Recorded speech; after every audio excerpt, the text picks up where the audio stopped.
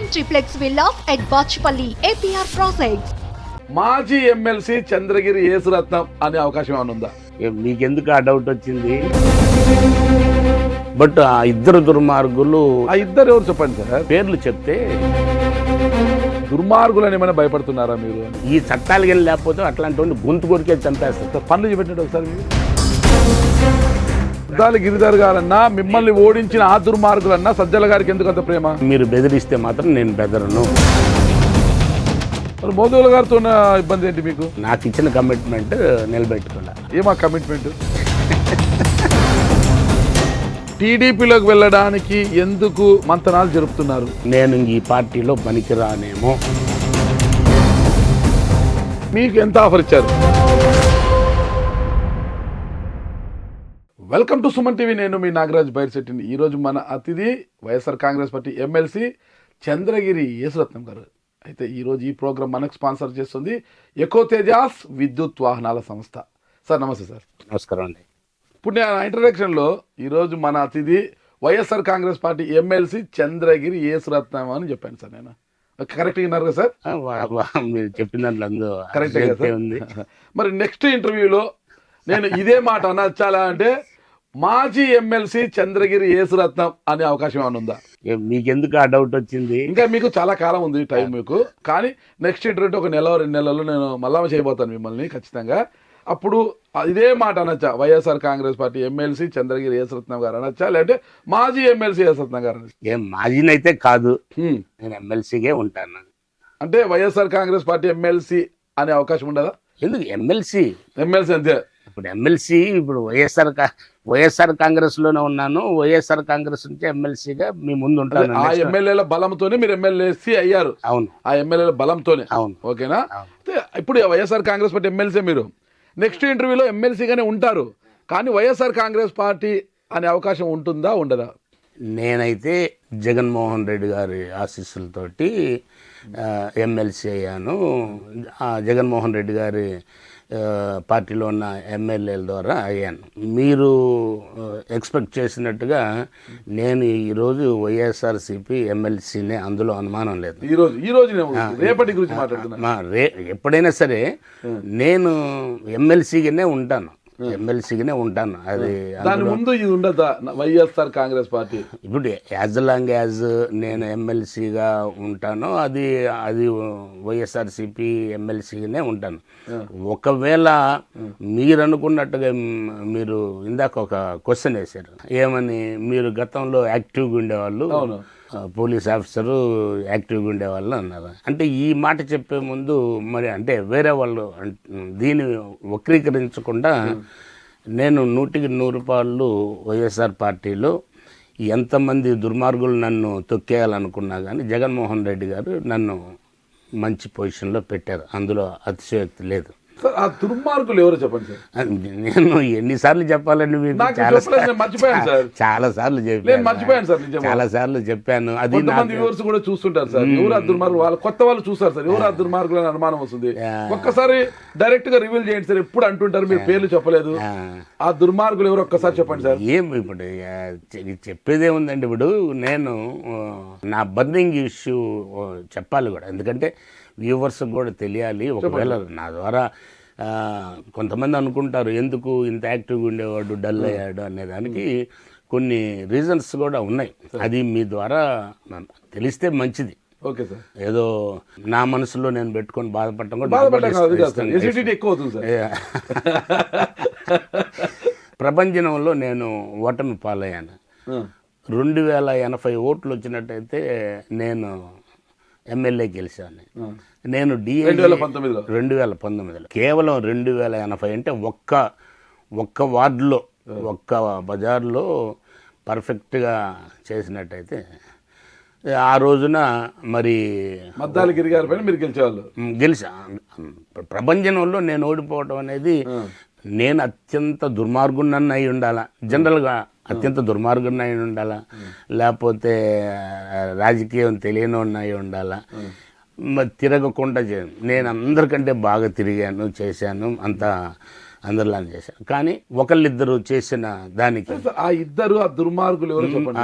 నేను మీరు మరీ అడుగుతున్నారు కాబట్టి, అంటే మీకు నేను అంటే ఎప్పుడు కూడా ఒకళ్ళ పేరు చెప్పే ముందు ఎందుకంటే మనం కాన్సిక్వెన్సెస్ కూడా ఆలోచించాల్సి వస్తుంది. మనం ప్రూవ్ చేయలేని విషయాల్లో మనం పేర్లు చెప్పకూడదు. Okay sir. ప్రూవ్ చేయలేని విషయాల్లో. బట్ ఆ ఇద్దరు దుర్మార్గులు ఎవరనేది నాకు తెలిసేసి రాష్ట్రం మొత్తానికి కూడా కొద్దిగా నాలెడ్జ్ ఉన్న వాళ్ళకి కూడా తెలుసు. ఒకటి వీళ్ళిద్దరు అనేది నా ఓటమికి కారణం.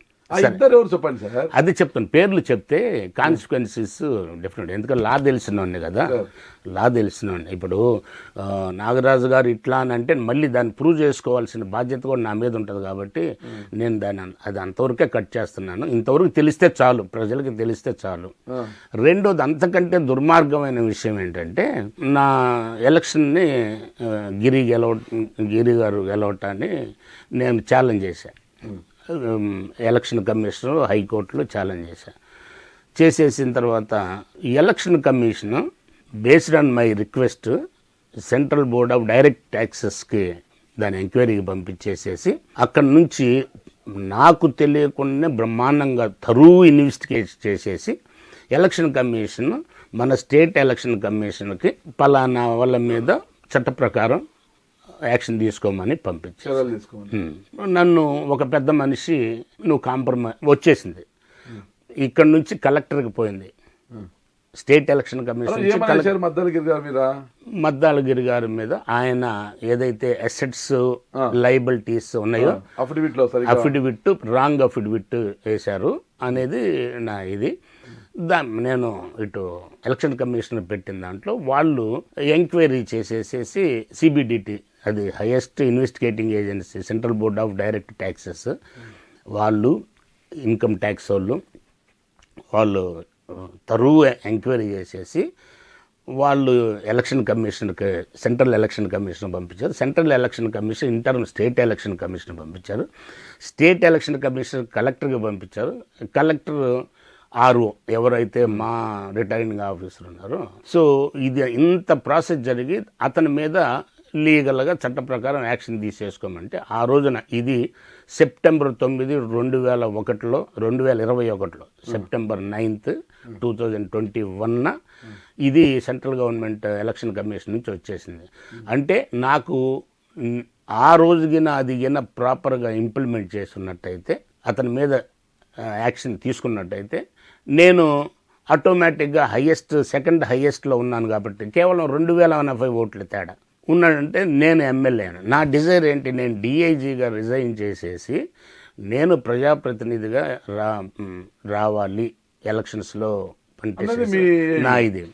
సరే, ప్రజాక్షేత్రంలో ఓడిపోయిన చట్ట ప్రకారం ఎమ్మెల్యే మీరు అంటే అక్కడ క్షేత్రంలో ఓడిపోవటం కూడా కాదు, ఆటోమేటిక్గా ఎప్పుడైతే అవతల వ్యక్తి డిస్క్వాలిఫై అయిపోతాడో సెకండ్ హైయెస్ట్ ప్రజాక్షేత్రంలో ఓడిపోయారు కదా మీరు, అట్లా ఓడిపోయినట్టు ఆయన ఎదిగిన చట్ట ప్రకారం చర్యలు తీసుకున్నట్టయితే నేను ఓడిపోనుగా.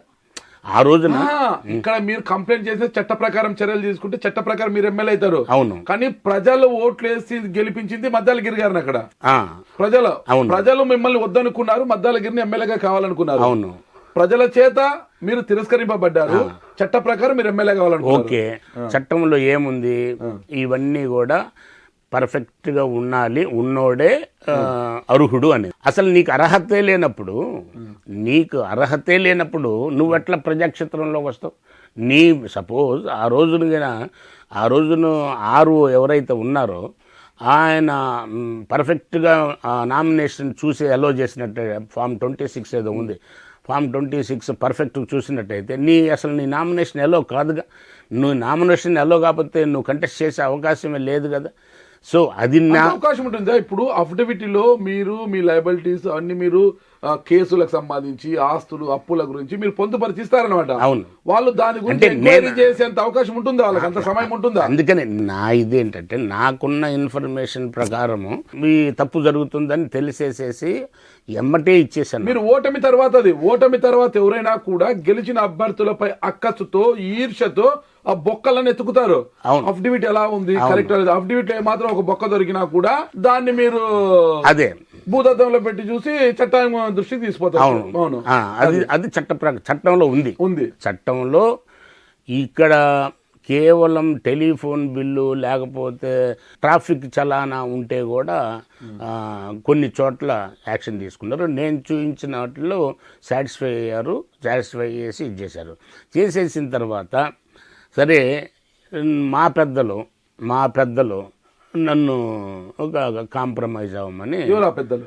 ఎవరా పెద్దలు చెప్పారు కదా, పేర్లు చెప్పటం కాస్త అది అంటే మిమ్మల్ని ఓడించడానికి ప్రయత్నించిన దుర్మార్గులు అన్నారు కాబట్టి అది ప్రూవ్ కాదు, కానీ మిమ్మల్ని సంప్రదించిన పెద్దలు మాత్రం అది ప్రూవ్ కదా. అవును, సజ్జల రామకృష్ణారెడ్డి గారు నువ్వు ఆల్రెడీ నువ్వు ఎమ్మెల్సీ ఇచ్చాము అంటే ఆయన ఒక్కడేనా? సజ్జల రామకృష్ణారెడ్డి గారు నాకు ఫోన్ చేసేసి చెప్పారు, నీకు కాంప్రమైజ్ విత్డ్రా చేసుకోది, నువ్వేదో సుప్రీంకోర్టు నుంచి ఏదో ఆర్డర్ తీసుకొచ్చావంట, విత్డ్రా చేసుకోమని చెప్పారు. నేను చెప్పాను, నేను చాలా సౌమ్యంగా, సార్ నేను కోర్టులో వేసే ముందు మన ముఖ్యమంత్రి గారికి శ్రీ జగన్మోహన్ రెడ్డి గారికి చెప్పాను, మీకు చెప్పాను, పెద్దలందరికీ చెప్పేసి నేను కోర్టుకు వెళ్ళాను. నా జీవిత అంబిషన్ ఎమ్మెల్యే అవ్వాలని. ఏదో జగన్మోహన్ రెడ్డి గారి ఆశీస్సులతోటి నాకు ఎమ్మెల్సీ ఇచ్చేది చాలా సంతోషం, కానీ అది కాదు. నేను నా జీవితాశయం ఎమ్మెల్యే కావాలని నేను అందుకే రిజైన్ చేసి వచ్చి ఇచ్చేసాను. దయచేసి ఈ విషయంలో నన్ను బలవంతం చేయొద్దని దాని మీద కాస్త ఆయన అరౌండ్ 11 o'clock నైట్ కొంచెం హార్ష్గా మాట్లాడటం, నేను హార్ష్గా మాట్లాడటం, ఇదంతా మా ఇద్దరి మధ్య జరిగింది. ఎందుకంటే నేను కూడా అన్నాను, హార్ష్గా అంటే పార్టీ అంటే లెక్కలేదా, అదే ఇదే ఏమో ఏదేదో అంటారు కదా. అభిమానం ఆయనకు ఎందుకన్నాడో తెలియదు. నేను గిరి గారి మీద ఎందుకంత అభిమానం ఆయనకు, అది ఆయనకే తెలియాలి. ఇప్పుడు నేను ఇక్కడ ఉండేసేసి ఇక్కడ నేను కష్టపడి నేను తిరిగి ఓడిపోయినప్పటికి కూడా అన్ని చోట్ల ఓడిన అతను ఇన్ఛార్జిగా ఉన్నాడు. ఎవరైతే అక్కడ ఆ దుర్మార్గులు నన్ను ఓటమిలోకి నెట్టారో ఆ దుర్మార్గులే మళ్ళీ గిరిని తెలుగుదేశం నుంచి తీసుకొచ్చి నా నెత్తిన పెట్టేసేసి నన్ను జీరోని చేశారు. ఇది హర్ట్ బర్నింగ్ కదా, నా గుండె కోత కదా. ఇప్పుడు నేనేమో ఆర్డినరీగా రోడ్డు మీద ఉండి నేను రాలేదు, నేను ఒక స్టేట్ ఆఫీసర్గా ఉండేసేసి రిజైన్ చేసేసి నాకు ఉన్న ఒక ఆశయాలు అదే ఒక సిద్ధాంతపరంగా నాకు ఏం చేయాలనేది భగవంతుడు రాసి ఉంటే దాంట్లో భాగంగా నాకు అవకాశం వచ్చిందని వచ్చాను. సరే, ఇది ఓటమిని గెలుపుని అది దైవ నిర్ణయాలు, ప్రజా నిర్ణయం దైవ నిర్ణయం వదిలేసేసాను. అంత అయిన తర్వాత గిరిని తీసుకొచ్చి మద్దాల గిరి గారిని తీసుకొచ్చి నా నెత్తి మీద పెట్టేసేసి నన్ను జీరోని చేయటానికి ఎవరైతే బాధ్యులో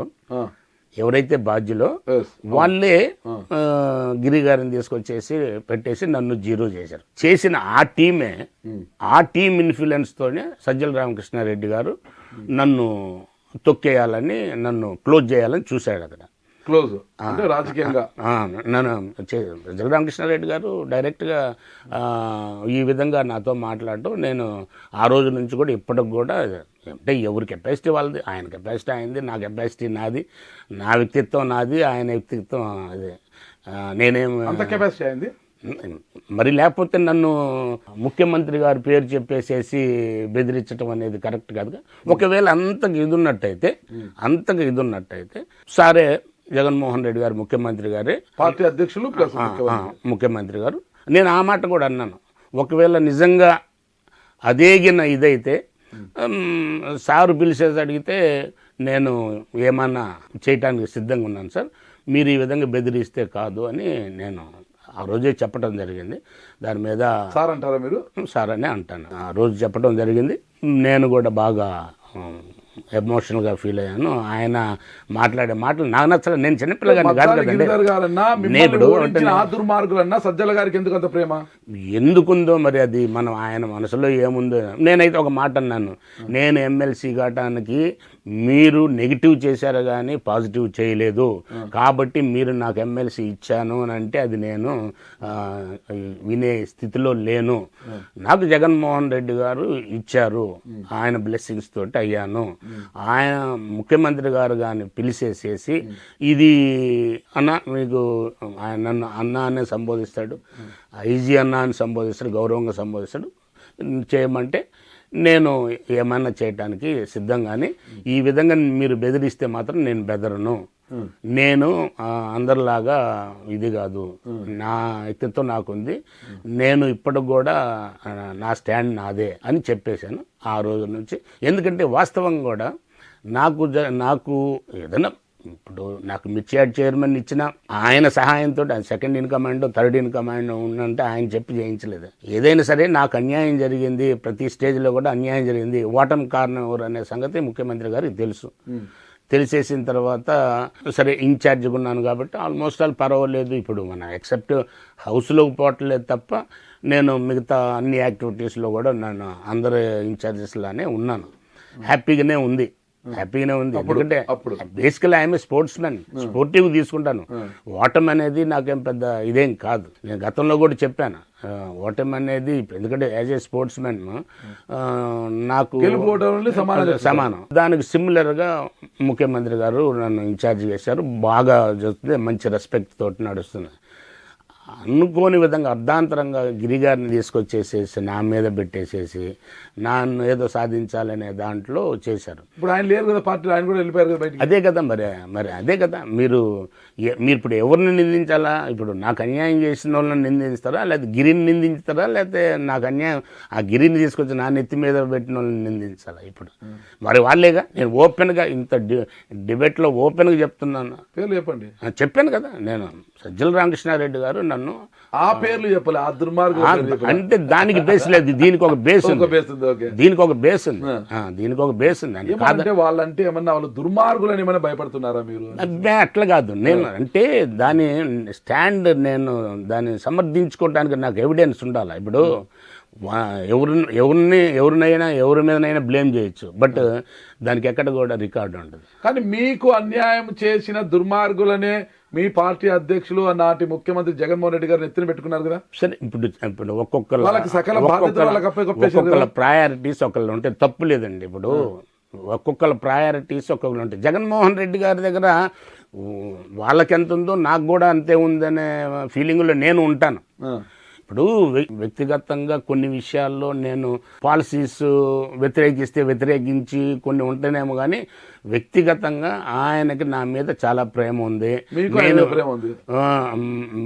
సిమిలర్గా అంతే నాకు ఏదన్నా ఈరోజు జరిగిందంటే ఆయన పాలసీస్ డిఫర్ అవుతాయి. ఎందుకంటే నేను చెప్పాను కదా, నాకు స్వయంగా ఆలోచించే ఇది ఉంది. నేను చట్టం అంతో ఎంతో తెలిసినోడిని, 37 ఏళ్ళు పోలీస్ సర్వీస్ చేసినోడిని. సో కొన్నింటిని నేను సహించలేను, కొన్నింటిని నేను సహించలేను. అలాంటప్పుడు ఏంటి, అలా అని వాయిస్ నోరు ఎత్తి చెప్పలేను, సైలెంట్ అయిపోతాను. ఇందాక మీరు అన్నదానికి నా ఆన్సర్ ఇదే. మీరు ఎందుకు ఆ రోజు మరి సజ్జల రామకృష్ణారెడ్డి గారు అంత హార్ష్గా మాట్లాడారు, మీరు తగ్గలేదు, తగ్గేదే లేదు అనేసి ఇప్పటికి కూడా తగ్గేది.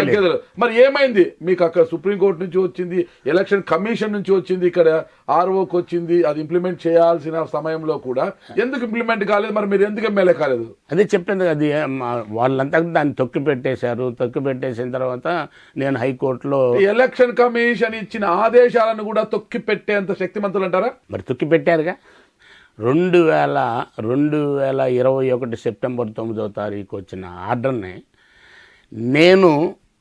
నేను బాధితుడుగా నేను రిప్రజెంట్ చేస్తే నాకు తెలియకుండా ఎలక్షన్ కమిషన్, నేను హైకోర్టులో సుప్రీంకోర్టు నుంచి ఒక ఆర్డర్ తీసుకొచ్చేసి తొందరగా డిస్పోజ్ చేయమని నేను సుప్రీంకోర్టు నుంచి ఒక ఆర్డర్ తెస్తే, అప్పుడు థర్డ్ రెస్పాండెంట్ 34th రెస్పాండెంట్ అంటే మా ఆర్ఓ ఇక్కడ కూడా నాది కోర్టుకి కౌంటర్ వేసేటప్పుడు ఆర్ఓ ఒరిజినల్గా చూడండి, ఇది కూడా నోట్ దిస్ పాయింట్. నాకు హైకోర్టులో కౌంటర్ వేయడానికి నా ఒరిజినల్ మూర్తి గారని ఆయన కాకినాడలోనే ఎక్కడ ఆర్డీఓగానో ఏదో సమ్ పోస్ట్లో ఉన్నారు, వారిని తీసుకొచ్చేసేసి ఫైల్ చేశారు. ఇది మాత్రం నా ఎలక్షన్ సంబంధించింది మాత్రం కోర్టులో, లోయర్ కోర్టులో సబ్మిట్ చేయడానికి నిరంజన్ రెడ్డి గారని అప్పుడు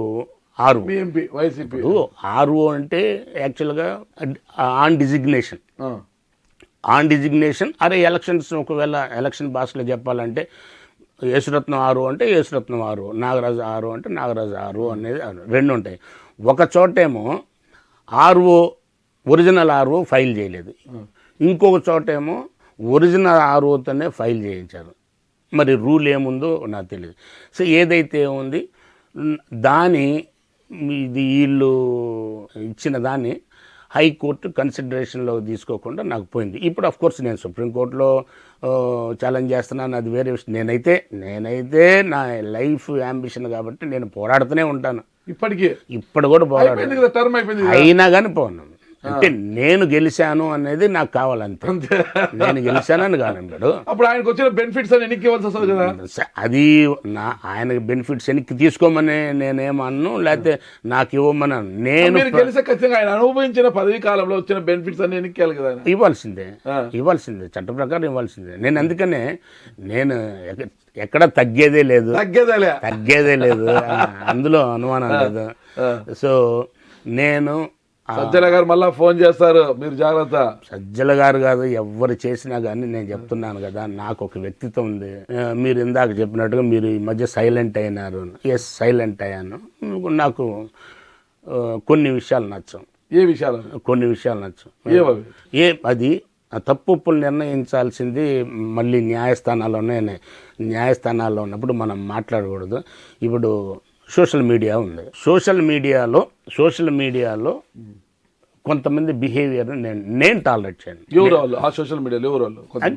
ఇప్పుడు చెప్పాను కదా, పేర్లు చెప్పకూడదు. సోషల్ మీడియాలో కొంతమంది పేర్లు వీడియోలు వచ్చింటాయి కదా, ఇప్పుడు వీడియోలు వచ్చింటాయి, ఆధారపూరితమైనవి కదా, ఆధారం ఉండేటివి కదా. ఎక్కడైతే దుర్మార్గులు అన్నప్పుడు ఆధార రహితం, అది మీ దగ్గర ఆధారాలు లేవు, కేవలం ఆరోపణలు మాత్రమే. సోషల్ మీడియాలో కొంతమంది ఉన్నప్పుడు వాళ్ళ వీడియోలు ఉంటాయి కదా, చెప్పడానికి ఏముంది? ఉన్నాయి. అప్పుడే ఇప్పుడు కోర్టులు కూడా కామెంట్ చేస్తున్నాయి.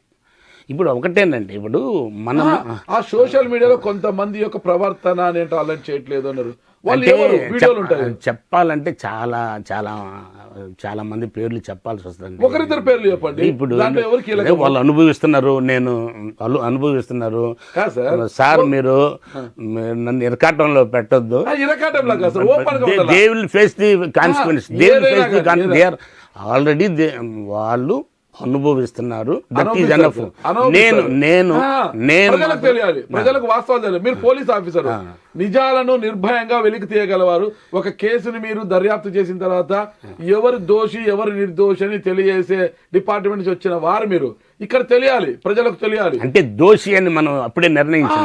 సోషల్ మీడియాలో చేస్తున్నప్పుడు వాళ్ళు చేసింది తప్పు, సోషల్ మీడియాలో నాగరాజు గారు చేసింది తప్పు, పలానా సురేష్ చేసింది తప్పు అనేది మీ దగ్గర ఉంటుంది. అంటే ఎవిడెన్స్ ఉంటుంది, సోషల్ మీడియాలో ఎవిడెన్స్ వీడియో ఉంటుంది. కరెక్టే. ఇక్కడ ఏంటంటే నేను వ్యక్తిగా నేను వ్యవస్థగా న్యాయస్థానాలు మాట్లాడవచ్చు, కానీ నేను ఒక వ్యక్తిగా ఇంకొక వ్యక్తిని పాయింట్ పెట్టి చేయకూడదు. మీరు ఒక వ్యక్తి కాదు, ఒక శక్తి. మాజీ డిఐజీ, దాంతో పాటు మాజీ డిఐజీ చేతిలో గుంటూరు మిర్చి యార్డ్ మాజీ చైర్మన్, ప్రస్తుత ఎమ్మెల్సీ లేదు. చాలా జాగ్రత్తగా ఉండాలి ఇట్లాంటి విషయాలు, ఎందుకంటే దాన్ని మనం సస్టైన్ చేసుకోవటం కష్టం అయిపోతుంది. ఎందుకంటే వీడియోలు ఉన్నాయి కదా, ఉన్నా కానీ దాన్ని మనం పాయింట్అవుట్ చేసే కెపాసిటీ ముఖ్యం.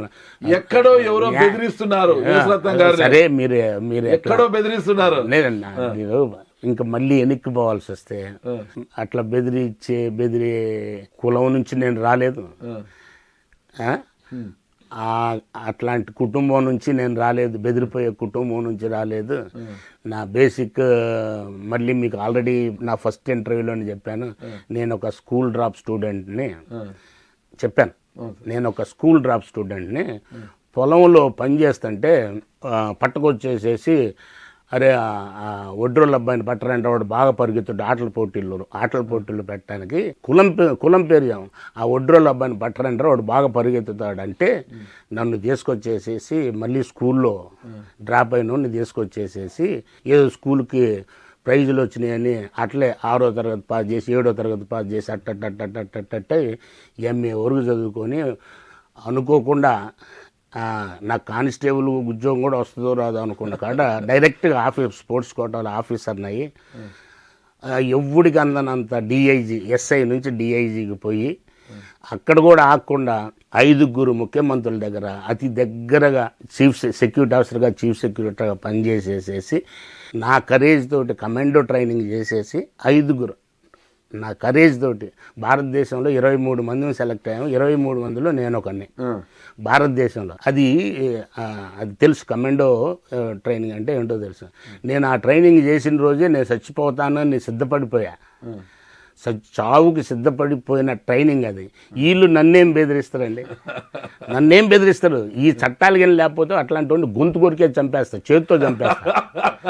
ఈ చట్టాలు గిన ఈ చట్టం మీద గౌరవం గిన లేకపోతే, ఈ చట్టం మీద గిన గౌరవం గిన లేకపోతే ఈ తప్పులు చేసేవాడిని కత్తి అక్కర్లా ఫిస్టులు అక్కర్లా నాకున్న ట్రైనింగ్ స్కిల్స్ తోటి గొంతు కొరికి చంపేస్తా.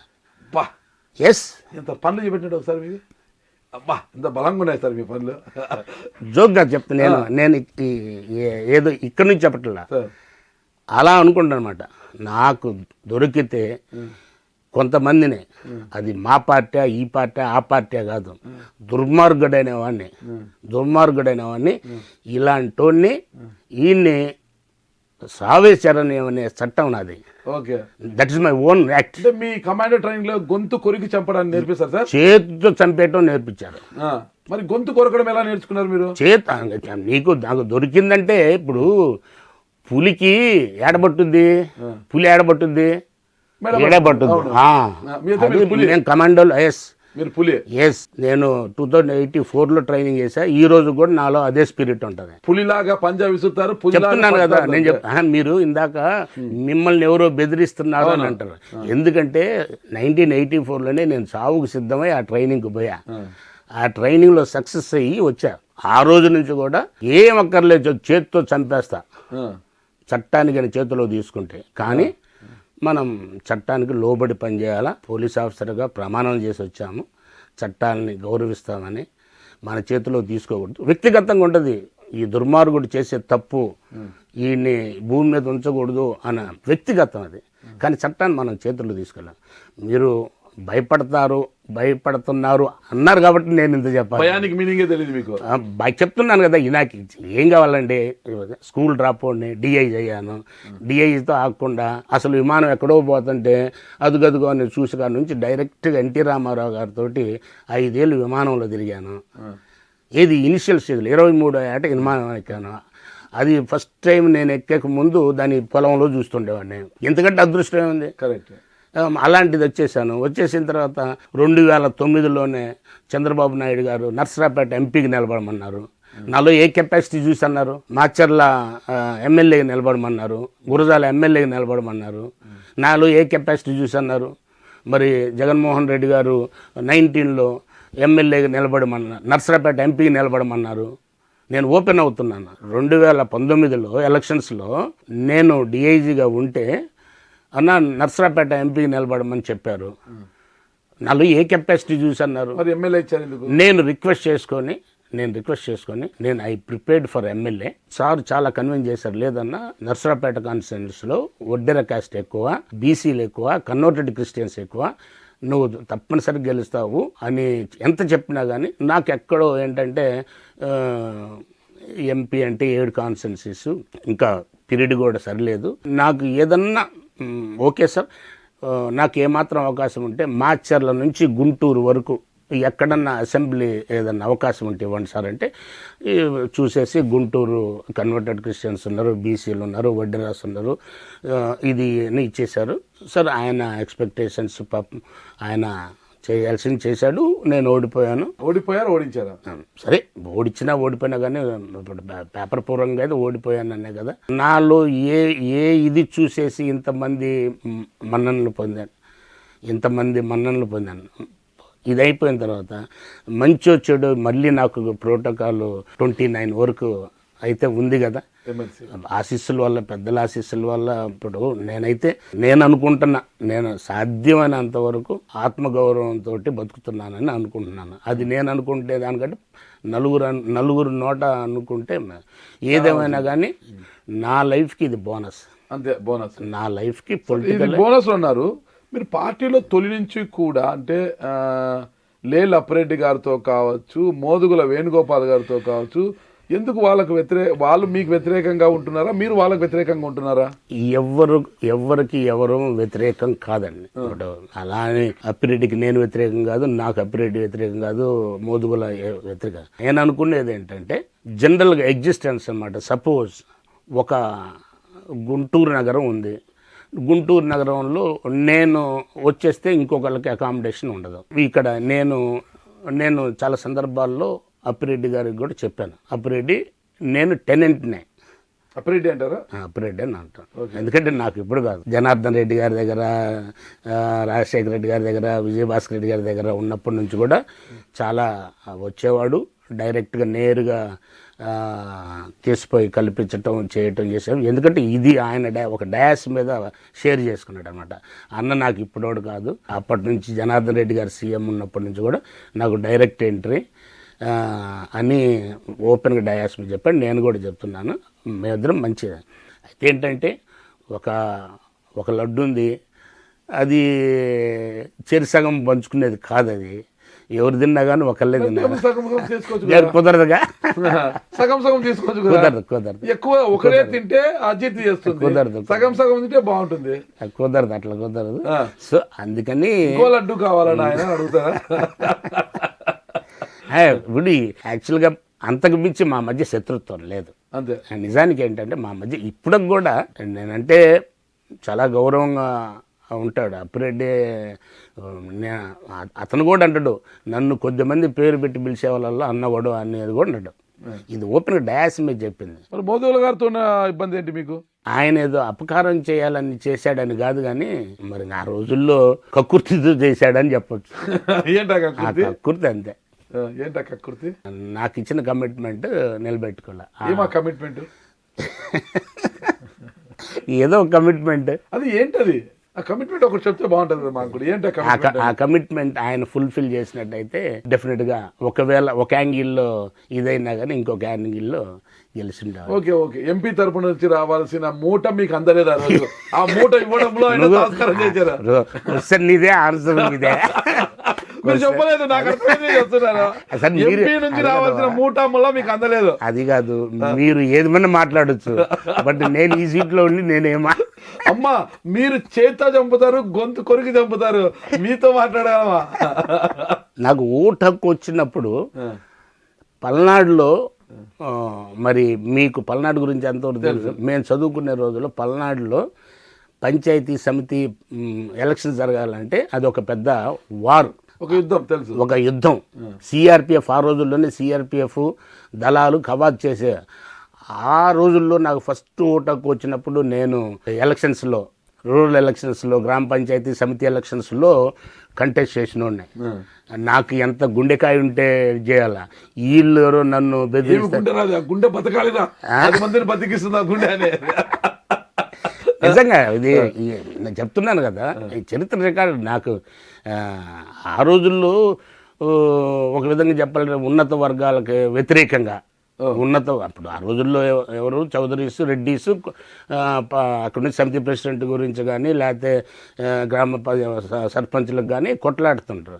అలాంటి చోట నేను వర్గాలకు వ్యతిరేకంగా నేను ఆ రోజుల్లో ఏసీ కాలేజీలో డిగ్రీ చదివి నాకు మొట్టమొదట ఓటు హక్కు నేను రికార్డెడ్గా నాకు నామినేషన్ వేసేసి నా సింబల్ కూడా కోడిపుంజు సింబల్ కూడా వచ్చేసేసింది. అప్పుడు ఈ పార్టీ సింబల్స్ లేవు, హస్తం లేకపోతే అట్లాంటివి ఏం లేవు. వచ్చేసిందంటే చాలామంది అనుకుంటారు పోలీస్ ఆఫీసరు బాగా సంపాదించేసేసి రాజకీయాల్లోకి వచ్చారు అని అనుకుంటారు. కానీ బిఫోర్ దట్ నేను పోలీస్ కాకముందే నేను రాజకీయాల్లో ఉన్నాను అని చెప్పడానికి ఇది చెప్తున్నాను.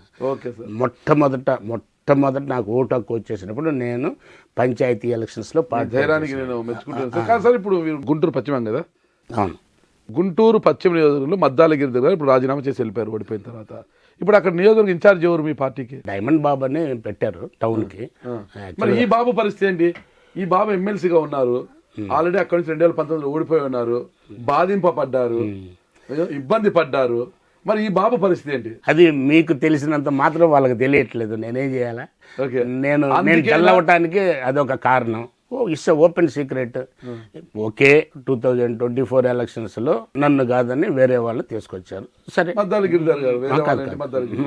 24 ఎలక్షన్స్ రజనీ గారిని తీసుకొచ్చారు. సరే, ఇప్పుడు ఎందుకంటే గెలుపు గుర్రాల్లో మేడం ముందుందేమో, మనం పార్టీ ఎప్పుడు కూడా గెలిచే వాళ్ళ దృష్టిలో నేనైతే ఓడిపోతున్నాను అనుకున్నారో ఏమో. సరే, తెచ్చిపెట్టేది. నేను ఇక్కడ ఇంకొక విషయం, బహుశా రాష్ట్రంలో ఎక్కడ కూడా ఉండదు, మద్దాలగిరి గారిని తీసుకొచ్చేసేసి పెట్టిన తర్వాత ఎవరైతే అక్కడ ఓడిపోయి అప్పటి వరకు ఉన్నవాడిని మద్దాలగిరి గారితో పాటు మొత్తం ఇంటింటికి తిరిగి మా పార్టీని సపోర్ట్ చేస్తూ మద్దాలగిరిని సపోర్ట్ చేయమని ఇంటింటికి తిరిగిన దాంట్లో అప్పుడు జరిగినవి నేను ఒకరిని. బహుశా నాకు తెలిసి రాష్ట్రంలో అన్ని చోట్ల గొడవలు జరిగాయి కానీ నా దగ్గర జరగలేదు. తర్వాత అట్లే రజనీ గారికి సీట్ ఇచ్చిన తర్వాత కూడా నేను, నా భార్య 25వ వార్డు, గుంటూరు 25వ వార్డు కార్పొరేటర్, నా కొడుకు ధీరజ్ వాడు యూత్ లీడర్, మేము మనస్ఫూర్తిగా ఆమె పక్కన నిలబడి ఆమె విజయానికి మా కృషి మేము చేసాం. దురదృష్టవశాత్తు పోయింది. కానీ ఎక్కడ కూడా, కానీ ఆ తర్వాత కూడా నేను ఏం పాపం చేశానో తెలియదు, నన్ను దూరంగా పెట్టేసేసి ఎవరెవరినో తీసుకొని వచ్చేసేసి ఎవరెవరినో ఇన్ఛార్జెస్ చేయటం అనేది, ఓహో నేను ఈ పార్టీలో పనికిరానేమో అనే ఒక చిన్న అభద్రత నాకు స్టార్ట్ అయింది. ఇది ఇప్పుడు జగన్మోహన్ రెడ్డి గారు దయ వల్లే మీకు ఎమ్మెల్సీ అయ్యారు. జగన్మోహన్ రెడ్డి గారి దయ వల్లే మీరు మార్కెట్ కమిటీ గుంటూరు మిర్చి యార్డ్ చైర్మన్ అయ్యారు మీరు అప్పట్లో. అవును. కానీ ఇవన్నీ కూడా జగన్మోహన్ రెడ్డి గారికి తెలియవా? యేసురత్నం గారికి అన్యాయం జరిగింది కాబట్టి ఇప్పుడు ఆడ విడుదల రజనీ గారు ఓడిపోయారు, ఆమె కూడా అందుబాటులో లేరు. యేసురత్నం గారికి తిరిగి ఆడ ఇన్ఛార్జ్ ఇవ్వాలి, డైమండ్ బాబు బదులు యేసురత్నం గారికి ఇన్ఛార్జ్ ఇవ్వాలని జగన్మోహన్ రెడ్డి గారికి తెలియకుండానే, ఆయన నోటీసులు లేకుండానే డైమండ్ బాబుని ఇన్ఛార్జ్గా తెచ్చారంట. ఆ లెవెల్లో కామెంట్ చేసేవాడిని కాదు కానీ, బట్ అది మాత్రం నాలో ఇప్పుడు మీరు చెప్పిన దానికి డైరెక్ట్గా నేను చెప్తున్నాను కదండి. ఇదేమో నా వ్యక్తిగతంగా నాకు లాస్ జరిగింది, నాకు ఫ్యూచర్ లేదేమో అనే ఒక భయం, అభద్రత ఉంది. రెండోది, రీసెంట్గా జరిగిన సోషల్ మీడియాలో వచ్చే వాటిల్లో నేను ఓపెన్గా చెప్తున్నాను, నేను ఈరోజు కూడా ఎన్టీఆర్ నా దైవం. నేను ఆల్రెడీ మీ ఇంటర్వ్యూలో కూడా ఆల్రెడీ చెప్పాను, ఎన్టీఆర్ నా దైవం. పెళ్లి కాకముందు ఆయన దగ్గర సెక్యూరిటీ అసలు పోయా. ఆయన సినిమాలు 20 సార్లు చూసే దగ్గర నుంచి డైరెక్ట్గా 24 గంటలు ఆయనకు రక్షణగా ఉండే స్థానం నాకు భగవంతుడు కల్పించాడు. 5 సంవత్సరాలు పైన ఆయన దగ్గర చేశాను. చేసిన టైంలో నాకు పెళ్ళయింది. నేను ఆయన దగ్గర ఉన్న డిసిప్లిన్, ఫైనాన్షియల్ డిసిప్లిన్ కానీ, హార్డ్ వర్కింగ్ కానీ, ఎదుటి మనిషిని గౌరవించడం కానీ, ఎన్నో విషయాలు ఆయన దగ్గర నేర్చుకుని ఉన్నాను. ఆయన కుటుంబ సభ్యుల్లో నేను ఒకడిని. అలాంటిది మేడంని అసెంబ్లీలో ఆ విధంగా సంబోధించటము, ఆయన కూతురు, నాకు చంద్రబాబు నాయుడు గారి వైఫ్ అని సంబోధించేదానికంటే కూడా నేను నా దైవం ఎన్టీ రామారావు కూతురుగా చూస్తాను. అందరూ వాళ్ళ ఇంట్లో నేను ఒక పిల్లగాళ్ళలాగా, 23 ఏటంటే వాళ్ళ పిల్లల్లో ఒక పిల్లగాళ్ళలాగా ఉన్నాను. నేను ఆ రోజు హర్ట్ అయ్యాను. ఎందుకు ఇట్లా చేస్తాను మాట్లాడటం. తర్వాత ఇప్పుడు సంబంధం లేకుండా చిరంజీవి గారు, పవన్ కళ్యాణ్ వాళ్ళ మదర్ని మాట్లాడటం. వాళ్ళు ఎవరంటే అసలు ఏంటి, వాళ్ళు ఎటుపోతుంది సంస్కృతి, ఇది ఖండించాల్సిన వాళ్ళు ఖండించలేదు. అది కూడా నాకు హార్ట్ బర్నింగ్. ఇది నేను మెచ్యూరిటీ లేనివాడుగా నేను ఒక మాట పొరపాటు పడవచ్చు. పొరపాటు పడ్డప్పుడు నాకంటే పెద్దోళ్ళు నన్ను గదాయించేవాళ్ళు చెప్పొచ్చు తప్పు ఇంకోసారి. ఎందుకు నేను ఇట్లనే డిబేట్లో ఒక మాట తెలియక తప్పన్నా ఎమ్మటే సాయి మీ ప్లేస్లో డిబేట్ సాయి చేస్తూ అది తప్పు, అది కొంచెం వెనక్కి తీసుకో సారీ అన్న. అంటే ఆ వర్డ్ వాడకూడదు. అదే ఇట్లే డిబేట్లోనే చెప్పాడు. నేను డిబేట్లోనే బై మిస్టేక్ నాకు తెలియక అన్నాను. ఆ వర్డ్ అది అట్లా అనకూడదు సార్, వెనక్కి తీసుకోండి సారీ అని చెప్పేసి నో ఇష్యూ. అలా జరగలేదు ఇట్లాంటి కొన్ని. తర్వాత ఇంకోటి జత్వానీ కేసులో నేను ఒక పోలీస్ ఆఫీసర్ని, కొంతమంది పోలీస్ ఆఫీసర్స్ దాంట్లో సస్పెండ్ అయ్యేసి డిపార్ట్మెంటల్ ఏదో గవర్నమెంట్ ఏదో యాక్షన్ స్టార్ట్ చేసిన దాంట్లో ఒక మీడియా వచ్చేసేసి నన్ను రెస్పాండ్ అవ్వమని, because you are also senior police officer, మీరు వాళ్ళ సస్పెన్షన్ని ఖండించాలని నాది. నేను చట్టం తెలిసినోడిని, ఇప్పుడు చట్టం దాని పని అది చేసుకొని పోద్దని మనమే చెప్తుంటాం. చట్టం ఇప్పుడు మిగతా వాళ్ళన్నా చట్టం తెలియని వాళ్ళు మీడియా ఇది దాన్ని రెస్పాండ్ అవ్వమని అన్నారు. అవ్వమంటే నేను వద్దులేండి, దాని మీద ఏం రెస్పాండ్ అవుతాము, గవర్నమెంట్ యాక్షన్ గవర్నమెంట్ ఈ మా దృష్టిలో ఏంటంటే suspension it is not at all A punishment. కానీ నా మనసులో ఉన్నది ఏంటంటే, ఏదైతే మీడియాలో, ఎలక్ట్రానిక్ మీడియాలో, ప్రింట్ మీడియాలో వస్తుందో అదే. నాకు అంతకు మించి ఏం తెలియదు. ఏమొచ్చింది ఇది వస్తుంటాయి కదా, జత్వాని బాంబే నటి జత్వాని ఇట్లా జరిగింది అట్లా జరిగింది, ఏమైనా జ్యుడిషియల్ రిమైండ్ చేయకుండా అట్లా పెట్టారు, అక్కడ పెట్టారు, ఇక్కడ పెట్టారు అని అంటారు. ఇదే గిన జరిగి ఉంటే చట్టాన్ని మనం చేతిలో తీసుకున్నట్టే. అది ఎంత పెద్దోళ్ళైనా సరే దాని వెనకాల ఎవరున్నా కానీ శిక్షార్హులు.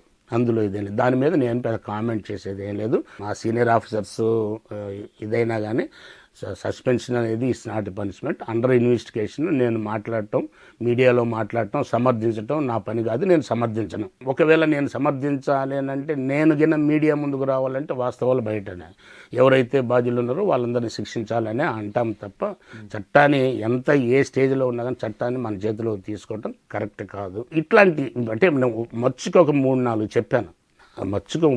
చెప్పాను. నేనేంటంటే నాకు భగవంతుడు ఇచ్చిన అవకాశం సాధ్యమైనంత వరకు తప్పు చేయకుండా వెళ్ళాలి. ఇప్పుడు ప్రజాసేవ చేయటం అనేది అది భగవంతుడు ఎప్పుడు రాతల్లో రాసి పెట్టుంటేనే వచ్చినంత సాధ్యమైనంత వరకు మనం మంచి చేయాలి సొసైటీకి. ఇప్పుడు సపోజ్ నేను గన ఒక బ్యాడ్ థింగ్ని సపోర్ట్ చేస్తే నేను బ్యాడ్ అయిపోతాను. అందుకని నేను చేయటం ఇష్టం లేదు. చాలామంది అన్నారు మీరు ఎందుకు రెస్పాండ్ అవ్వరని. ఈవెన్ కౌన్సిల్లో కూడా మొన్న జరిగిన కౌన్సిల్లో కూడా ఈ సోషల్ మీడియా దాని మీద వాళ్ళంతా చైర్మన్ పోడియం చుట్టుముట్టినప్పుడు నేను నా సీట్లో గురించి కదలలేదు. మొత్తం మీద సైలెంట్ అయిపోయారు, పార్టీ కార్యక్రమాలు లేరు. మరి సైలెంట్ కాకోకుండా టీడీపీలోకి వెళ్ళడానికి ఎందుకు మంతనాలు జరుపుతున్నారు? మోపిదేవి వెంకటరమణ గారితో మీరు మంతనాలు జరిపిన మాట వాస్తవమా కాదా? మోపిదేవి గారు నేను ఇప్పుడు కాదు, నేను సెక్యూరిటీ ఆఫీసర్ ఉన్నప్పటి నుంచి కూడా ఆయన మంత్రి గారు అయినా కానీ చాలా గౌరవంగా ఉంటుంది తప్ప, ఇది ప్రామిస్గా చెప్తున్నా. ఇదే మాట చాలామంది నన్ను అడిగారు, ప్రామిస్ చేసి చెప్తున్నాను. మోపిదేవి గారు వెంకటరమణ గారితో పాటు నేను తెలుగుదేశంలో పోవాలా రావాలా మంతనాలని అయితే జరగలేదు. ఇది ప్రామిస్ చేసి చెప్తున్నాను. ఒకవేళ జరిగితే జరిగిందని చెప్పడానికి. నాకు వేరే సైడ్ నుంచి మంత్రాలు జరిపే వాళ్ళు ఉన్నారు, అది వేరే విషయం. కానీ మోపిదేవి వేరే మీడియా కూడా కృష్ణ గారు కూడా అడిగారు అసెంబ్లీలో కనపడడం, ఏం సార్ మీరు మోపిదేవి గారితో కలిసేసి. ఇప్పుడు నేను వెళ్ళాలి అనుకుంటే నేను తెలుగుదేశంలో మోపిదేవి గారి కంటే సీనియర్నే.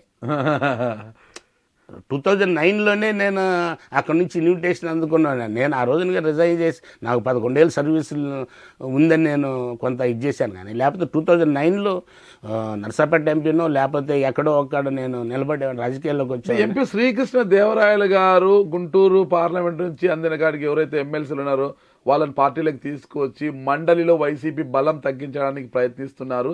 అందులో మర్రి రాజశేఖర రెడ్డి గారితో మంత్రాలు జరుపుతున్నారు, మీతో అదే మోపిదేవి వెంకటరమణ గారిని మధ్యలో పెట్టి మీతో మంత్రాలు జరుపుతున్నారు ప్రచారం.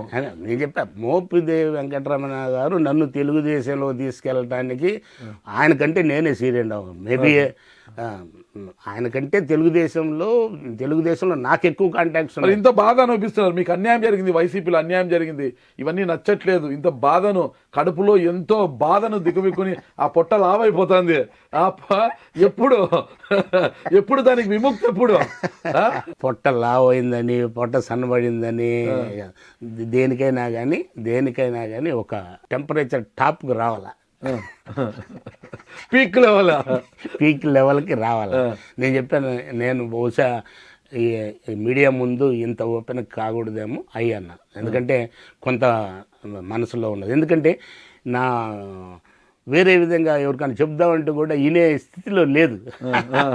అయితే వేరే వర్గం నుంచి మీకైతే పిలుపు వచ్చింది టీడీపీలోకి రామని? చాలా మంది ట్రై చేస్తాను, నువ్వు మా మనిషి. నిన్న కూడా అండి, నిన్న వినుకొండ వెళ్ళాను. ఎంత ఆఫర్ ఇచ్చారు? నిన్న వినుకొండ చెప్తున్నాను, వినుకొండ వెళ్ళాను. ఎమ్మెల్యే గారు డయాస్ మీద అన్నారు, వినుకొండ ఆంజనేయులు గారు, ఏమన్నా తెలుసా, మీ అంత మంచోళ్ళు మా తెలుగుదేశం పార్టీలో ఉండాలి అని డయాస్ మీద, అంటే నువ్వు ఇండైరెక్ట్గా నువ్వు మా పార్టీలోకి రా అని డయాస్ మీద పబ్లిక్ మీటింగ్లో చెప్పాడు. సో ఇట్లా నన్ను, ఎందుకంటే చాలామంది నేనేంటంటే అన్న సెక్యూరిటీ ఆఫీసర్, ఆయన మహానుభావుడు చనిపోయి ఎన్నో సంవత్సరాలు అవుతున్నప్పటికి కూడా అన్న సెక్యూరిటీ ఆఫీసర్గా బ్రాండ్ పడ్డాయి. తెలుగుదేశం పార్టీలో ఇప్పుడు వచ్చిన కొత్త వాళ్ళకి నేను తెలియదేమో కానీ పాత వాళ్ళందరికి కూడా అన్నగారి సెక్యూరిటీ ఆఫీసర్ అనే ఇదితో ఉన్నాయి. సో నాకు అదేం వెళ్ళాలంటే నాకేం అదేం కొత్త ఇల్లేం. మీకు ఎంత ఆఫర్ ఇచ్చారు? ఆఫర్కే పోయేటట్టయితే ఎప్పుడో వెళ్ళిపోయాడు. అంటే ఇప్పటికే బల్లి కళ్యాణ్ చక్రవర్తి కావచ్చు, పోతుల సునీత గారు కావచ్చు, జయమంగళ వెంకటరమణ గారు కావచ్చు, ఇంకోరు, ఈ నలుగురు రాజీనామా చేశారు. మోషన్ రాజు గారు, మండలి చైర్మన్ మోషన్ రాజు గారు ఇంకా ఏమి వాళ్ళ మీద యాక్షన్ తీసుకుంటారా పెండింగ్ పెట్టారు. ఎందుకంటే వీళ్ళంతా కూడా తెలుగుదేశం పార్టీకి అమ్ముడు పోయారు. ఇలా అమ్ముడు పోయి వాళ్ళు రాజీనామాలు చేయడం వల్ల టీడీపీ నుంచి మరి వేరే వారు వచ్చి ఎమ్మెల్యే కుర్చీలో కూర్చుంటే వాళ్ళ బలం పెరిగిపోతుంది అనేసి పార్టీ అధినాడు జగన్మోహన్ రెడ్డి గారి ఆదేశాల మేరకు కావచ్చు, మరి వేరే విషయాల వల్ల కావచ్చు, అది పెండింగ్లో ఉందనేది మనకున్న సమాచారం. ఓకే, అలా తీసుకుంటే వాళ్ళంతా అమ్ముడు పోయిన జాబితాలోకి వాళ్ళు తీసుకుంటే యేసురత్నం గారి ఖరీదంతా అదే. ఇప్పుడు నేను అమ్ముడు పోయేవాడిని అయితే వాళ్ళతో పాటు పోయేవాడిని, అమ్ముడు పోయేవాడిని అయితే వాళ్ళకి వచ్చిన రేటు మీకు నచ్చలేదేమో. అమ్ముడు పోవటం అంటే ఆలస్యమయ్యే కొద్దిగా రేటు పెరుగుతుంది. ఇప్పుడు అమ్ముడు పోవటం అంటే 10 రూపాయలు అమ్ముడు పోయినా పోవటమే, 50 రూపాయలకు అమ్ముడు పోయినా పోవటం, 100 రూపాయలకు అమ్ముడు పోయినా కానీ అమ్ముడు పోవటం అనేది అదనమాట. కానీ ఇక్కడ నా క్యారెక్టర్ మీరు బహుశా నేను ఇంత ఓపెన్గా మాట్లాడుతుంటే మీరు చేశారు. వాళ్ళందరినీ నేను ఎవరిని కూడా నేను విమర్శించను, వాళ్ళు అమ్ముడు పోయారో లేదనేది నేను సరే రకరకాల అనుకుంటాను. మొన్న నా దగ్గర ఉన్న గుంటూరులో మా దగ్గర ఉన్న వాళ్ళే నాతో డిస్కషన్లో నాగబాబు గారు మంత్రి అయ్యేది, నేను జనసేనలోకి పోయేది ఒకే రోజు వచ్చింది, ఒకే రోజు పేపర్లో వచ్చింది. దాన్ని ఎలా చిత్రీకరించారంటే 40 కోట్లకి యేసురత్నం సీటు కొని నాగబాబు గారికి ఇచ్చి నాగబాబు గారిని మంత్రిని చేస్తున్నారని మా పార్టీలో ఉన్న వాళ్ళు ఒక ప్రచారం లేపారు. అంటే రేటు మరి మీ దృష్టిలో 40 ఎక్కువ తక్కువ నాకు తెలియదు, మీ దృష్టిలో 40 ఎక్కువ తక్కువ నాకు తెలియదు కానీ 50-100 వరకు అదే అదే. అంటే రాజ్యసభ సభ్యులకి అయితే నెలకు 1 కోటి ఇస్తున్నారట, ఎమ్మెల్సీలకి అయితే ఫిక్స్డ్ రేట్ పెట్టారట. అది ఎంతో చెప్పు మరి, అదేదో ఎంతో చెప్పు. నీ రేట్లన్నీ తెలిసినోడు, ప్రైజ్ లిస్ట్ తెలిసినోడు ఏం లేదండి. నాకు ఉండాల్సిన గౌరవం ఉంటే చాలు, నాకు ఇవ్వాల్సిన గౌరవం ఇస్తే చాలు. నాకు ఇవ్వాల్సిన అది కూడా చెప్తున్నాను, నాకు వచ్చిన సరే నాకు పవన్ కళ్యాణ్ గారు నిజంగా అన్నారో లేదో తెలియదు కానీ ఒకరు చెప్పారు ఏమనంటే ఆ టక్ చేసుకొని ఉంటారు పోలీస్ ఆఫీసర్ అట, అంటే మూడో వ్యక్తి చెప్పింది, ఆయన అన్నారో లేదో తెలియదు, ఆయన అబ్జర్వేషన్ నాకు తెలియదు, నేను అవసరమైంది కాబట్టి చెప్తున్నా. టక్ చేసుకొని ఉంటారు పోలీస్ ఆఫీసర్ అట, చాలా హుందాగా ఉంటాడు, మితంగా మాట్లాడతాడు, ఎప్పుడు కూడా ఈ విధంగా పోలీస్ ఆయన నడక కానీ ఆయన తీరు కానీ ఆ మాట కానీ డిఫరెంట్గా ఉంటుంది అని ఆయన గురించి నేను ఎంక్వైరీ చేశాను. అట్లాంటి వాళ్ళు మన పార్టీలో ఉంటే బాగుంటుంది అని అన్నాడు అని మీలాగా బాగా అత్యంత సన్నిహితంగా ఉండే మిత్రుడు, ఇది వారి కామెంట్స్. చాలా సంతోషం, ఎందుకంటే అంత గొప్ప వ్యక్తి నన్ను హౌస్లో అంత నేను గొప్ప వ్యక్తి ఒప్పుకుంటున్నారా? 100%. ఎవరైనా అండి ఆ స్థాయికి వచ్చారంటే అండి ఊరక రాదండి. ఒకటి అన్నిటికీ భగవంతుని రాత అనేది ఒకటి, తర్వాత వాళ్ళల్లో ఏదో కోణంలో స్పెషలైజేషన్ లేకపోతే ఆ స్థాయికి రారండి. అది ఎవరైనా సరే. కొంతమంది అనొచ్చు, నిన్న మొన్న అక్కడిక్కడ చూస్తుంటాం అనమాట. ఆ స్థాయికి ప్రజల యొక్క మన్నన పొందడం అనేది అదొక ఇది. తర్వాత మనిషి ఎప్పుడు కూడా నేను ఇంకా తక్కువే ఉన్నాను, ఇది మనకు తెలిసింది ఇంతే అని అనుకునే వాళ్ళలో పవన్ కళ్యాణ్ గారు ఒకళ్ళు. ఇంకా మనం నేర్చుకోవాల్సిన జీవితం బతికున్నంత కాలం కూడా మన విద్యార్థివే అనే ఆయన నమ్ముతాడు, నేను నమ్ముతా. 65 ఏళ్ళు వచ్చిన ఇప్పటికీ పళ్ళతో కొరికి చంపుతారు. చంపుతా, ఓకే, అనుమానమే లేదు. ఏ పేస్ట్ వాడతారు సార్ మీరు? ఏదో కోల్గెట్ వాళ్ళకి ఏమన్నా మనం యాడ్ ఇద్దామా? కోల్గెట్ వాళ్ళు బలంగా ఉన్నాయి సార్. కాదు సార్, ఇప్పటికే మీరు ముగ్గురు ఫ్రెండ్స్, ఇక్బాల్ గారు ఐజీ గారు రిటైర్డ్ అయ్యారు, తొగురు ఆర్థర్ గారు ఆయన ఎస్పీ గారు, మీరు డిఐజీ గారు యేసరత్నం గారు, ముగ్గురు వైసీపీలో ఉన్నారు. ఇక్బాల్ గారు ఫస్ట్ అలా వికెట్ వెళ్ళిపోయి టీడీపీలోకి ఆయన ఉన్నారు. ఫ్రెండ్ తీసుకున్న నిర్ణయం ఎలక్షన్ 2020 అది సముచితమో కాదో మీకే తెలియాలి. కాంగ్రెస్లోకి వెళ్ళారు, డిపాజిట్లు గలంతపై ఇప్పుడు ఎక్కడా పోలేక మధ్యలో అలా ఉండిపోయారని ఏ పార్టీకి దక్కకుండా. కానీ వైసీపీ అయితే మళ్ళీ గాలం వేస్తుందంట, ఆయనకు మళ్ళీ సాగిల పడుతుందంట. ఆర్థర్ గారు తిరిగి రండి, పుట్టింటికి రండి అనేసి పుట్టింటికి రా తమ్ముడు అని పిలుస్తున్నారంట ఆర్థర్ గారిని. మరి ఆయన అట్టా ఇట్టా అని ఆయన తేల్చుకోలేకపోతున్నారు. యేసరత్నం గారేమో పార్టీలో ఉన్నా లేనట్టుగానే ఉన్నారు. ఏంటి అసలు మీ ముగ్గురిది ప్రయాణం ఎటు? సరే, నా గురించి వదిలేసేసి, ఎందుకంటే నా గురించి మీరు లేను ఎవరైనా చెప్పాలి, కానీ నేను పెద్ద హీరోని వీరుని సూర్యుని అని చెప్పకూడదు. నాకు తెలిసినంత వరకు మేము ముగ్గురం కూడా చంద్రబాబు నాయుడు గారి దగ్గర, ఈయన చీఫ్ సెక్యూరిటీ ఆఫీసర్ ఇక్బాల్ గారు చెప్పారు మీరు, తర్వాత ఆర్థర్ సెక్యూరిటీ ఆఫీసర్, నేను chief security officer secretariat, entire secretariat. మేము ముగ్గురం కూడా సి బ్లాక్లోనే, నేను గ్రౌండ్ ఫ్లోర్లో ఉంటా, వాళ్ళు 4th ఫ్లోర్లో ఉంటారు. అదే అసలు మేము ఆ చీఫ్ సెక్యూరిటీ ఆఫీసర్ బావాలంటేనే మా క్యారెక్టరు, మా యాక్సిడెంట్స్ అన్ని తరువుగా చూసిన తర్వాతనే మమ్మల్ని తీసుకుంటారు. ఇది వాస్తవం, ఇది మా క్రెడిటే. వడబోసిన దాంట్లో మేము ముగ్గురు ఉన్నాం, మేము వచ్చాం. ఆ రోజు కూడా మీరు ముగ్గురు కూడా అక్కడ పనిచేసేసి ఈ పార్టీకి వచ్చారని మీరు అదే క్వశ్చన్ వేశారు, నేను అదే చెప్తున్నాను. అది వేరు, అది వృత్తి, ఇది ప్రవృత్తిలాగా మా పాలిటిక్స్లోకి వచ్చేసామని. ఆ రోజు నుంచి కూడా లాస్ట్ ఇంటర్వ్యూలో కూడా నేను ఆర్థర్ గురించి చెప్పాను. ఏదో అన్ఎక్స్పెక్టెడ్గా మేము ప్రజాసేవలోకి వచ్చిన వాళ్ళం కాదు. మేము ముఖ్యమంత్రుల దగ్గర పనిచేసేటప్పుడు మాకు ఒక అవగాహన ఉందన్నమాట. ప్రజలకి ఏదన్నా చేతనైనా మనం సేవ చేయగలిగితే దాని మించిన ఆనందం లేదనే దాంట్లో మేము ముగ్గురం కూడా. సో నేనేం బేరు చేయగలుగుతున్నాను, వాళ్ళు బేరు చేయలేక ఇదైపోయారు. నేను కూడా చెప్తున్నాను కదా, మీరు పార్టీలో ఉంటూ భరిస్తున్నారని, ఆయన భరించలే. ఇప్పుడు ఆ రోజు చెప్పాను, మళ్ళీ ఈ రోజు కూడా చెప్తున్నాను, ఇది ఎక్స్ట్రీమ్ అయిన రోజున మనం ఇక్కడ పనికిరా. ఇప్పుడు ఉదాహరణకు ఆల్మోస్ట్ ఇప్పుడు వచ్చేసింది, ఓకే నేను ఓడిపోయాను, నా మీద ఇన్ఛార్జిగా ఉన్నప్పుడు గిరి గారిని తీసుకొచ్చి పెట్టారు, అది తట్టుకున్నాను. మళ్ళీ ఎలక్షన్స్ వచ్చేసరికి రజనీ గారిని తీసుకొచ్చి ఇక్కడ వేసేసారు, అది తట్టుకున్నాను. ఇన్ని తట్టుకుంటాను. మళ్ళీ ఇన్ఛార్జ్ చేసేటప్పుడు కనీసం నాకు నెక్స్ట్ ఫ్యూచర్ 29 కన్నా నాకు అవకాశం ఉంటుంది అనే ఇది లేకుండా చేశారు. అప్పుడు నేను డల్ అయ్యాను. ఇక్కడ నా ఫ్యూచర్ ఏంటి? ఏదో నాకు ఏదో ఒక ఫ్యూచర్ ఉంటేనే కదా. ఇప్పుడు నేను, నా కొడుకు, నా భార్య అందరం కూడా పూర్తిగా ఫ్యామిలీ రాజకీయాల్లో ఇన్వాల్వ్ అయిపోయాం. మామూలుగా అయితే అందరూ అనుకున్నారు ఓడిపోయిన తర్వాత ఇతను హైదరాబాద్ సెటిల్డ్, హైదరాబాద్ వెళ్ళిపోతాడు అని.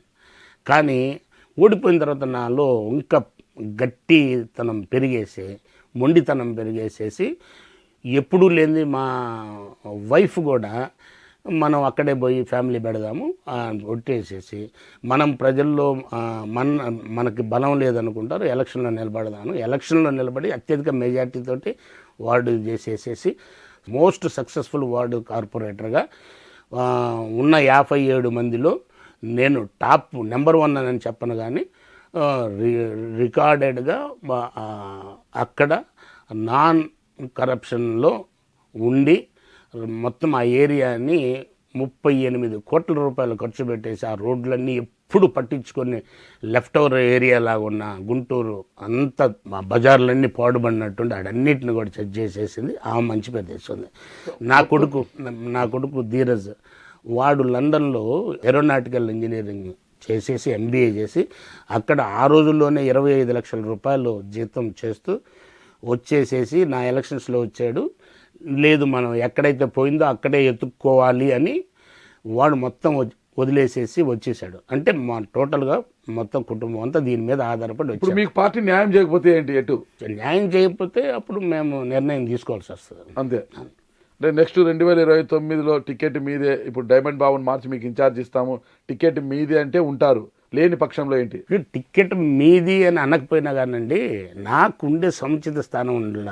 నేను ఇప్పుడు డైమండ్ బాబా లేకపోతే రజనీ గారా లేకపోతే ఇంకొక డైమండ్ బాబా, గోల్డెన్ బాబా, సిల్వర్ బాబా కాదు, నేను డేరా బాబా, నేను చెడ్డ పేరైతే తెచ్చుకోలేదు కదా. ఓకే, ఈ రోజు కూడా గుంటూరు నగరవాసులను అడిగితే నన్ను చెడ్డ అని అయితే నాకు తెలిసినంత వరకు. సార్ మీరు మంచివారే సార్, ఇప్పుడు పార్టీ మీకు న్యాయం చేయకపోతే ఏంటి పరిస్థితి ఫైనల్గా చెప్పండి? డెఫినెట్గా అప్పుడు నేను నా దాన్ని నేను చూసుకోవాల్సి వస్తుంది. అంతే, దీంట్లో మార్పు లేదు. నేను ఫ్యూచర్ నా గురించి కాకపోయినా కమింగ్ జనరేషన్ నా కొడుకు వాడు వదులుకొని వచ్చాడు కదా, లండన్లో ఉన్నోడు వచ్చాడండి. మళ్ళీ వాడు నువ్వు పోరా అన్నా కానీ పోయే పరిస్థితి లేదు. సరే, మీకు సముచిత మీ బాసు జగన్మోహన్ రెడ్డి గారు లైన్లోకి రాకోకుండా మిమ్మల్ని అతిగా ప్రేమించే సజ్జల రామకృష్ణారెడ్డి గారు మీకు ఫోన్ చేసి మిమ్మల్ని సముదాయిస్తే ఉంటారా? సజ్జల రామకృష్ణారెడ్డి గారు ఎవరంటే నాలాంటి ఒక్క వ్యక్తి. ప్రయారిటీలో పోర్ట్ఫోలియోస్లో ఆయనకు ఆ పోర్ట్ఫోలియో ఇచ్చారు, నాకు ఈ పోర్ట్ఫోలియో ఇచ్చారు, అంతే. ఆ నేత జగన్మోహన్ రెడ్డి గారు ఆయన నాకు అవకాశం ఇస్తే నేను చెప్పుకుంటాను ఆయనకి. ఇప్పుడు నేను మీ ముందు ఎందుకు చెప్తున్నానంటే ఇంక వేరే కమ్యూనికేషన్ ఈ విధంగా నన్న వాళ్ళకి చేరుద్దని చెప్తున్నాను. ఇప్పుడు ఒకళ్ళు కాకపోతే ఒకళ్ళు చేరుస్తారు కదా. నాకు జరిగిన అన్యాయం వేరే వాళ్ళకి జరగకూడదు అనే ఉద్దేశంతో ఈ విధంగా నన్న ఆయన దగ్గరకు చేరాల. నేను సజ్జల రామకృష్ణారెడ్డి గారు లేకపోతే ఇంకొక రెడ్డి గారు కాదు. ఒకవేళ సారు జగన్మోహన్ రెడ్డి గారు నీ బాధ ఏంటి అని అడిగితే నేను చెప్తాను. నేను ఇంత ఓపెన్గా చెప్పిన మీకు ఎట్లా చెప్పాను ఆయనకు అదే చెప్తాను. అది ఆయన అంతే. పార్టీ ఉంచుకోవడమా పొగబెట్టి పంపించడమా అనేది పార్టీకి పొగ అయితే ఇప్పుడు ఆల్రెడీ పొగ పెట్టారు, పీలుస్తున్నారు. పొగని పీల్చేసి లంచ్ పాడైతే జాగ్రత్త సార్. ఓకే, చూద్దాం సార్ మరి పార్టీ ఏ విధంగా నిర్ణయం తీసుకుంటుంది. ఎస్ రత్నం గారి విషయంలో ఆల్రెడీ ఇద్దరిని కోల్పోయింది, ఇక్బాల్ గారిని, ఇద్దరు పోలీస్ ఆఫీసర్, మాజీ పోలీసు ఇద్దరిని కోల్పోయింది. ఇక 3వ పోలీస్ ఆఫీసర్ ఇక మిగిలి ఉన్నాడు, అంచులు నిలబడి ఉన్నాడు. ఆయన పట్టుకొని ఎన్నికి లాగుతారా, అలా తోసేస్తారా అనేది వేచి చూద్దాం సార్. Thank you sir. నమస్తే. నమస్కారం అండి.